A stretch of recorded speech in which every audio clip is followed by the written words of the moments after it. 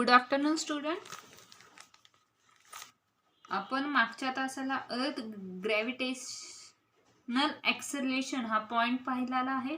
त्यामध्ये value of g on the surface of अर्थवरती value of जीची व्हॅल्यू पाहिली आहे. आज आपण पाहणार आहोत फ्री फॉल म्हणजे मुक्तपणे पडणे.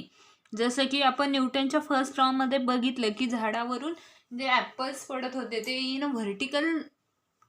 व्हर्टिकल पोझिशनमध्ये ते कसे पडत होते. Try this. Take a small stone, हाऊ it in our hand.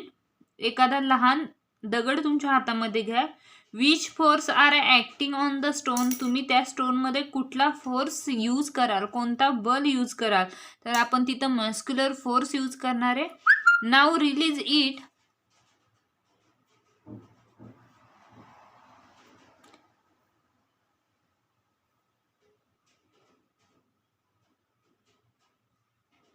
Now release the stone. What do you observe? What are the force acting on the surface after our release it?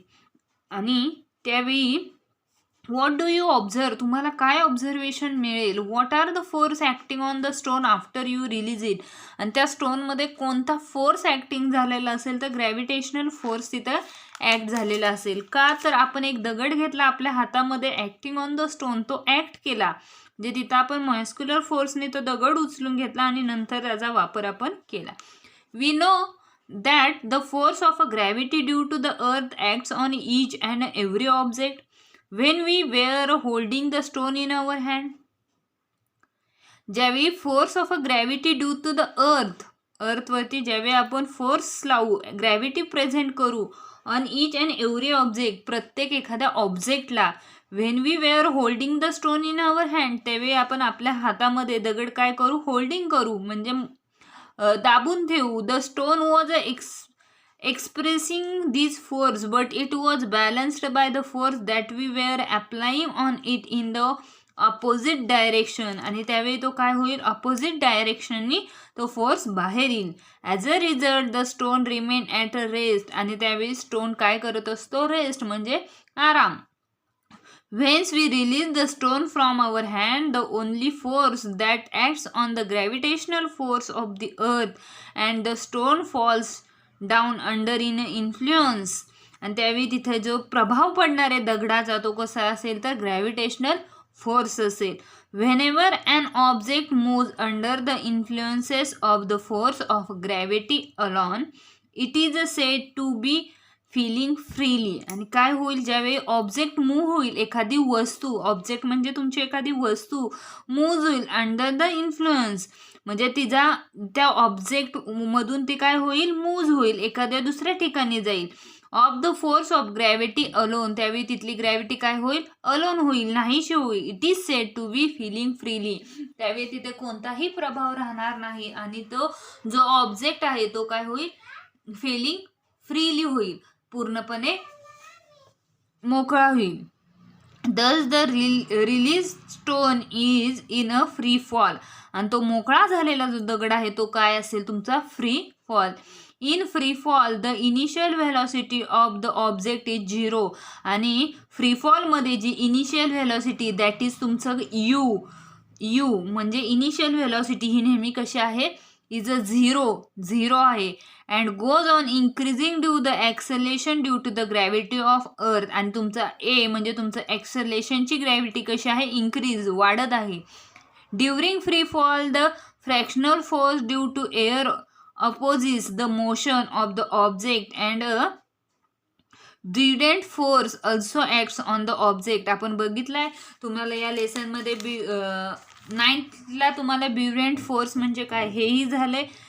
दस true free fall is a possible only in vacuum. आणि जो free fall आहे तो कुठे आहे तर only possible in व्हॅक्यूममध्ये म्हणजे व्हॅक्यूम क्लिअर वगैरे तुमचा जो आहे त्यामध्ये फ्री फॉलची मोशन ही प्रेझेंट आहे.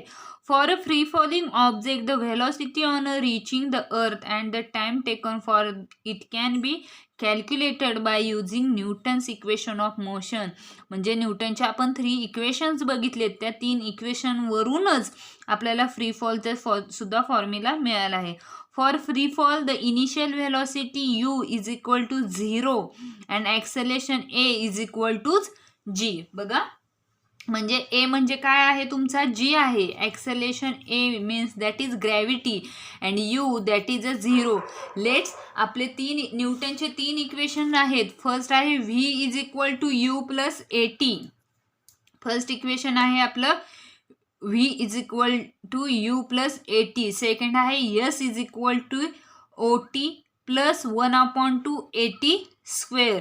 आणि थर्ड आहे v t square o two plus 2as. हे आपली न्यूटनची 3 इक्वेशन आहेत. लेट सी यू म्हणजे आपला काय आहे तर 0 आहे आणि ए मीन्स आपला जे आहे. मग फ्री फॉलची इक्वेशन्स कशी तयार होतात. व्ही इज इक्वल टू यूची v is equal to u plus a t. मग यूची व्हॅल्यू आपली काय आहे 0 प्लस ए म्हणजे आपल्याला काय दिलाय जी आणि T that is a time. मग ह्या 0ची व्हॅल्यू आपली काय आहे का नाही. मग तिथं राहिले काय v is equal to g into t म्हणजे that is gravity into time. Second formula आहे यस इज इक्वल टू आपला न्यूटनचा सेकंड लॉ आहे s is equal to o t plus 1/2 a t square. That is s आहे तसा is equal to ओ आपला काय आहे आपलं सेकंड इक्वेशन आहे s is equal to 1/2 g t. हे कसं बनलं तर न्यूटनचं सेकंड लॉ आहे s is equal to o t plus 1/2 a t square. Let see o t that is 0 value आहे 1/2 ए ऐवजी आपण जी ग्रॅव्हिटी वापरली t square that is a s is equal to 1/2 g t square. Equation number 3 आहे न्यूटनचं की v square is equal to o square plus 2as. that is O that is 0, V square is equal to 2A that is G and S. V square is equal to 2GS. Let's see, for calculating the motion of an object through upwards, acceleration is a negative. म्हणजे काय आहे तर ज्यावेळी motion calculate करतो एखाद्या object through अपवर्ड्सचं त्यावेळी ॲक्सेलेरेशन is a negative. त्यावेळी acceleration कसं असतं negative. That is in a direction opposite to the velocity and is taken to be -g. आणि ज्यावेळी डायरेक्शन ऑफ अपोजिट व्हेलॉसिटीची स्पीडची जी डायरेक्शन आहे ती ज्यावेळी अपोजिट असती त्यावेळी तिथं काय असतं तर ॲक्सेलेरेशन हे निगेटिव्ह आहे. The magnitude of a g is the same but the velocity of the object decrease because of this negative acceleration. Velocity of a object म्हणजे एखाद्या व्हेलॉसिटी आहे एखाद्या ऑब्जेक्टची एखाद्या वस्तूची व्हेलॉसिटी ही ज्यावेळी डिक्रीज होते डिक्रीज म्हणजे कमी होते त्यावेळी त्याचं ॲक्सेलेरेशन हे कसं असतं निगेटिव्ह असतं. The moon and the artificial satellite are moving only under the influences of the gravitational field of the earth. Thus they are in a free fall. आणि त्यालाच आपण काय म्हणतो तर फ्री फॉल. तुमचा चंद्र आणि आर्टिफिशियल जे सॅटेलाइट आहे are moving only under in a influences of the gravitational field. Gravitational फील्डमध्ये जे मूव्हिंग होतात satellite this is are in a free fall. त्यालाच आपण काय म्हणतो तर आपण त्याला फ्री फॉल असं म्हणतो. लेट सी यावरचं एक्झाम्पल बघूया आपण. एक्झाम्पल दिलंय and iron ball of a mass 3 kg is released from a height of 125 meter and falls freely to the ground. Assuming that the value of g is equal to 10 meter per second square, calculate time taken by the ball to reach the ground, velocity of the ball on reaching the ground and the height of the ball at half the time it takes to reach the ground. तुम्हाला एक ball दिलाय त्या बॉलचं मास त्या बॉलचा जो weight किंवा मास आहे ती किती आहे 3 kg is realise from a height. त्याची हाईट किती आहे त्याची 125 मीटर. हाईट म्हणजेच आपण कशाने दाखवणार आहे s. And falls freely to the ground आणि तो बॉल तुमच्या जमिनीवर पडलाय. Assume that the value of a g आणि तिथं जीची व्हॅल्यू किती दिली 10 meter per second square. Let see आपल्याला पहिलं विचारलं आहे त्यांनी time taken by the ball to reach the ground. Mass आहे 3 kg. Distance travelled by the ball म्हणजे त्याची हाईट, यस मीन्स त्याची हाईट किती 125 metre. Initial velocity of the ball u, free फॉलमध्ये इनिशियल व्हेलॉसिटी कशी आहे 0 and acceleration a is equal टूच काय तर g that is equal to 10 meter per second square. Let's see Newton second equation of the motion. तुम्हाला न्यूटनचा second law माहिती आहे, s is equal to u2 plus 1/2 AT square. पण आपल्याला इथं फ्रीफॉलचा सुद्धा फॉर्म्युला माहिती आहे. या फॉर्म्युल्यामध्ये तुम्ही व्हॅल्यूज घातल्या तरीही आपल्याला आन्सर मिळणार आहे. पण आपल्या फ्रीफॉलचा फॉर्म्युला आहे s is equal to 1/2 GT square. Let see, s म्हणजे तुमची हाईट किती आहे 125 metre is equal to 1/2 into जीची व्हॅल्यू तुम्हाला किती दिली आहे 10 आणि टी स्क्वेअर आपल्याला काय करायचं आहे काढायचं आहे. Let see 2 1 2 2 5 10. मग हे राहिले 5 म्हणजे 125/5 is equal to t square. 5 2 10 राहिले 2 5 25 म्हणजे 25 is equal to t square. मग टीचा स्क्वेअर 25 आहे, therefore t is equal to 5. 5चा स्क्वेअर म्हणजे 5चा वर्ग किती येतो 25. T is equal to 5 second. Time आहे त्याचं युनिट आहे आपलं second. T is equal to 5 second. हे आपल्याला विचारलं time taken by the ball to reach the ground, म्हणजे बॉल ग्राउंडवरती येण्यासाठी त्याला किती वेळ लागला, तर किती लागला 5 सेकंद. According to Newton's first equation of motion final velocity. तुम्हाला सेकंड प्रश्न विचारला आहे त्यांनी, velocity of the ball on reaching the ground. किती स्पीड लागलं, किती व्हेलॉसिटी लागली की बॉल वरून खाली येण्यासाठी. मग त्यामध्ये आहे final velocity is equal to v is equal to u plus AT. Let see, इथं सुद्धा आपण फ्री फॉलचा फर्स्ट लॉ वापरूया, v is equal to GT. आता आपल्याला व्ही काढायचं आहे, जीची किंमत आपल्याला 10 दिली आहे, टीची किंमत आपण आत्ताच काढली किती 5 म्हणजे 10 इंटू 5 किती झाले 50. म्हणजे final velocity v is equal to किती आली आपली 50 मीटर पर सेकंड. किती आली 50 metre per second. Velocity of the ball on reaching the ground is 15 metre per second. Let's see third question आहे तुमचा, the height of the ball at a half the time it takes to reach the ground.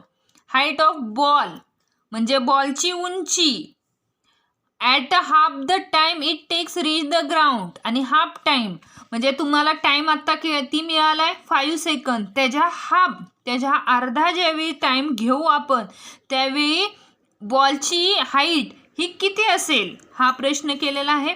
According to Newton's second equation, जे की न्यूटनचं second equation आपल्याला माहिती आहे, आपल्याला न्यूटनचंही second equation माहिती आहे आणि फ्री फॉलचं सुद्धा सेकंड इक्वेशन माहिती आहे. यस इज इक्वल टू 1/2 काय आहे 1/2 GT स्क्वेअर. ओके, मग s is equal to 1/2 G that is 10 आणि टी स्क्वेअर. पण इथं आपल्याला काय करायचं आहे हाफ विचारलं आहे, हाफ मीन्स अर्धा. आता 5चा अर्धा आपण केलं 2.5 स्क्वेअर. मग लेट्स सी 1/2 इंटू 10, 2.5चा स्क्वेअर केला आपण तर किती येणार आहे 2.5चा स्क्वेअर 6.25. 2 5 10 किती राहिले 5 इंटू 6 25.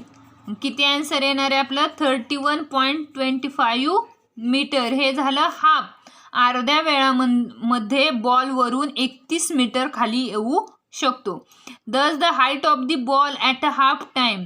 फुल टाईम होतं म्हणजे हाईट त्याची होती 125 मायनस किती मिळाली 31.25 that is 93.75 metre in half time. अर्ध्या वेळामध्ये ते 93.25 मीटर काय झालं लेस झालं किंवा खाली आहे.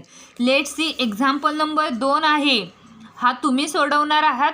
मी एक एक्झाम्पल तुम्हाला सॉल्व करून दाखवलं आहे, तसंच हे दुसरंही एक्झाम्पल आहे. इथंही किंमती दिलेल्या आहेत फक्त हे इक्वेशन फ्री फॉल प्रमाणेच तुम्हाला काय करायचे, सॉल्व करायचे. या एक्झाम्पलमध्ये काही प्रॉब्लेम्स आला तर विचारू शकता. लेट्स सी पुढचा पॉइंट आहे gravitational potential energy. Gravitational potential energy. We have studied potential energy in last standard. Potential energy म्हणजे काय हे आपण इयत्ता 9वीमध्ये पाहिलंय. The energy stored in an object because of its position or state is called as a potential energy. Potential energy म्हणजे काय तर आपण स्टोअर करून ठेवलेली एखादी वस्तू घेतली, एखादी ऑब्जेक्ट घेतली आणि त्या ऑब्जेक्टमध्ये आपण ती एनर्जी एखाद्या पोझिशनमध्ये सेट करून ठेवली. म्हणजे जसं की बर्फ आपण जसं की पाणी ग्लासमध्ये घेतल्यानंतर ते आईस करायला ठेवल्यानंतर ते एक स्टेट होते, म्हणजे एका अवस्थेमध्ये राहते. That is the potential energy. This energy is a relative and increase as we go to the greater heights from the surface of the earth. We had assumed that the potential energy of an object of mass m at a height h from the ground is a mgh. आणि ह्यावेळी ज्यावेळी ही potential energy एखाद्या object through आपण पाहतो त्यावेळी ती कशी असते, mass height on the ground mgh. म्हणजे मास आहे तुमचं, ग्रॅव्हिटी आहे तिथं आणि तिथं काय आहे यूज केलं आहे, height. And on the ground it is a 0. त्याची ग्राउंड व्हॅल्यू किती आहे, 0. When h is a small compare to the radius r. आणि हाईट कशी आहे, स्मॉल आहे कम्पेअर टू द रेडियस. म्हणजे ही हाईट कमी, तुमची हाईट कमी आहे इन अ रेडियस. या रेडियसपेक्षा ही हाईट कशी असणार आहे, तुमची कमी असणार आहे. We can assume g to be constant and the can with the formula mgh. आणि g ची व्हॅल्यू ही आपली कॉन्स्टंट आहे, माहिती आहे तुम्हाला सगळ्यांना, 9.8 metre per second square. But for large value of h we value of g decrease with the increase in h. बघा हे इम्पॉर्टंट आहे. ज्यावेळी g ची व्हॅल्यू काय होते, डिक्रीज होते, कमी होते, त्यावेळी हाईट काय होते, वाढते, इन्क्रीज होत असते. जी ची व्हॅल्यू 9.8 पेक्षा ज्यावेळी कमी होते त्यावेळी हाईट काय होते तर इन्क्रीज होते, वाढत असते. For an object at a infinite distance from the earth the value of g is 0 and the earth gravitational force does not act on the object. So it is more appropriate to assume the value of potential energy to be 0. आणि ज्यावेळी जी ची value ही 0 असते, gravitational force त्यावेळी act करत नाही, त्यावेळी potential energy पण कशी असते, 0 असते. For smaller distance that is heights the potential energy is less than 0, that is a negative.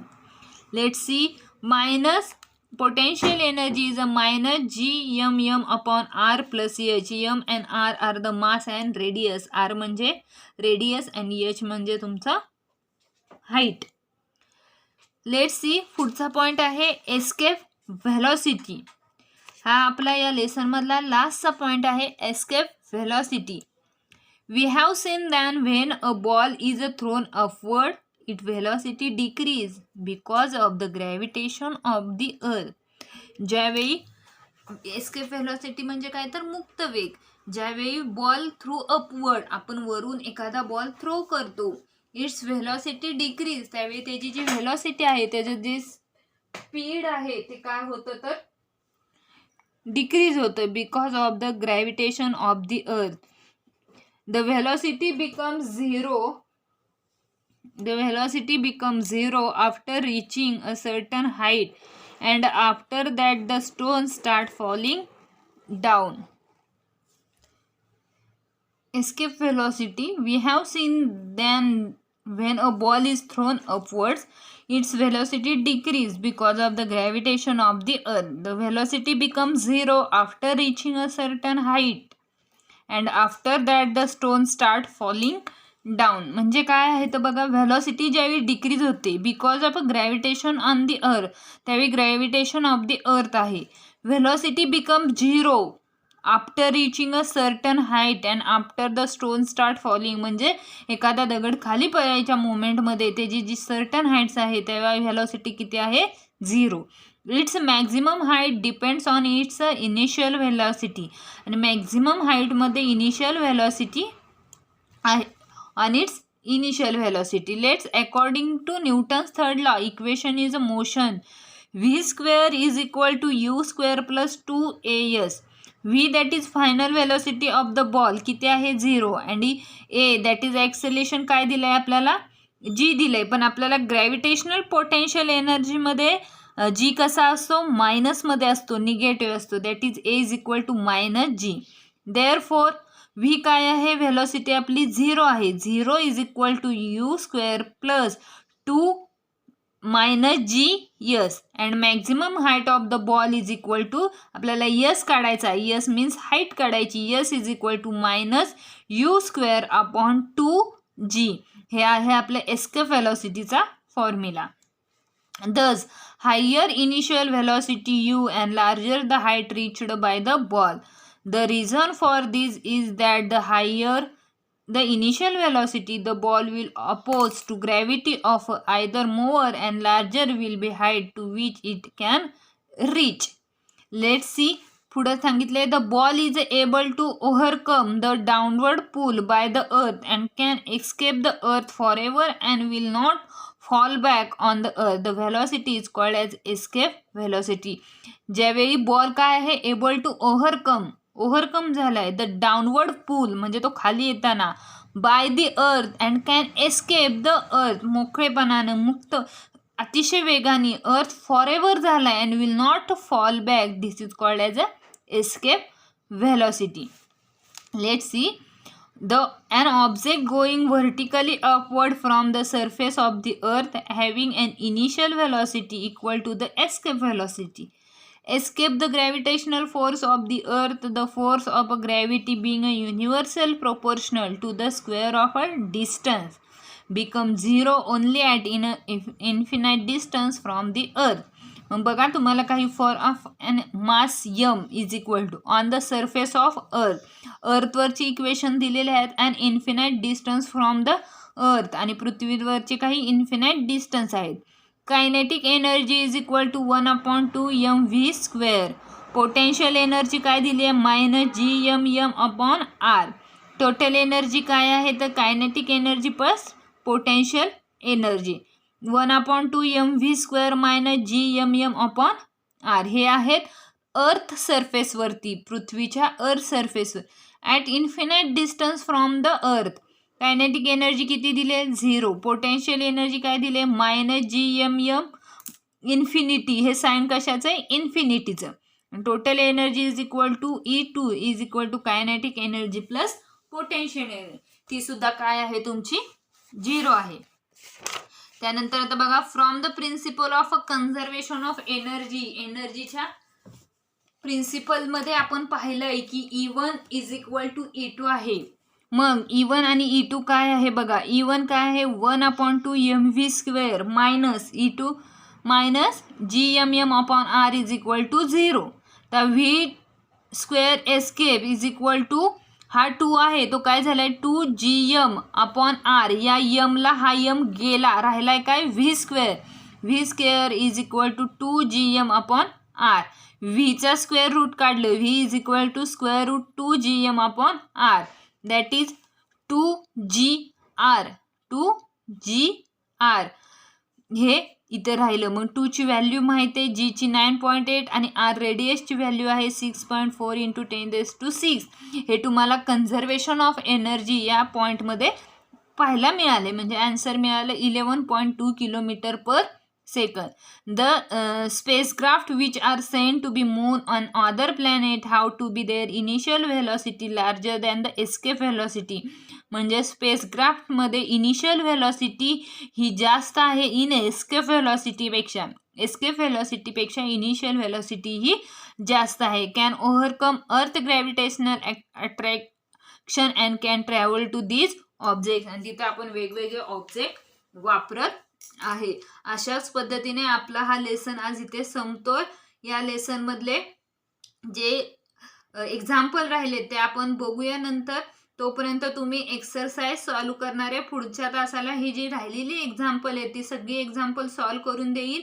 हा लेसन आज संपलाय. या 2-3 दिवसामध्ये एक्सरसाइज कंप्लीट करा आणि ट्राय करा जे एक्झाम्पल मी सांगितले ते एक्झाम्पल सॉल्व करायचे. यामध्ये मी तुम्हाला free fall, escape velocity and जे एक्झाम्पल फ्री फॉलमधलं पेज नंबर 12 मधलं जे एक्झाम्पल सॉल्व करून दिलं तेही लिहून घ्या. दुसरे एक्झाम्पल तुम्ही सॉल्व करा. राहिलेला झाला या लेसनमधले सगळे पॉईंट. जी काही एक्झाम्पल आहेत ते आपण पुढच्या तासाला बघूया. थँक्यू.